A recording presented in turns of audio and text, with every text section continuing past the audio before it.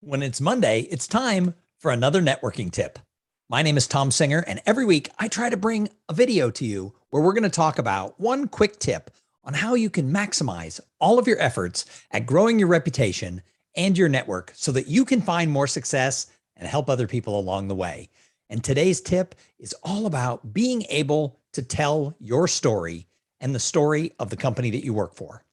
You know, storytelling has been all over the news lately. You can't go to any type of corporate event without people talking about learning how to tell your corporate story. But the problem is, this is more than just learning an elevator pitch and being able to recite it. This is about having a passion for who you are and who your organization is in the greater community that you work in and that you serve.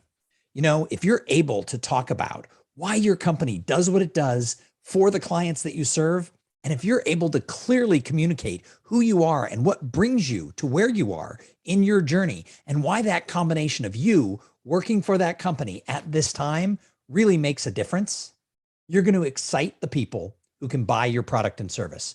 You have to be excited. You have to be out there in your community, really waving those flags, not just about the products and service that you sell, but about the culture of the organization that you work in and what it does to really make a difference. Because people want to do business with people who are enthusiastic and they're excited, not just about making money, but they're excited about the company that they work for, the products or services that that company delivers, and how it impacts people beyond just the paycheck or the commission that they're going to get. So have you thought about your story?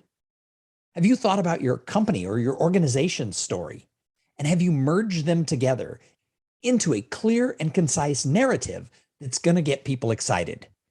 If you haven't, sit down and spend some time thinking about, who am I and why am I here? Who is my organization? Why are they here? And why have we come together at this time and place? And why does it matter to the people who will hear what I have to say? I really think that when you can tell a story that gets people to lean in, you're going to find more success than you've ever dreamed of.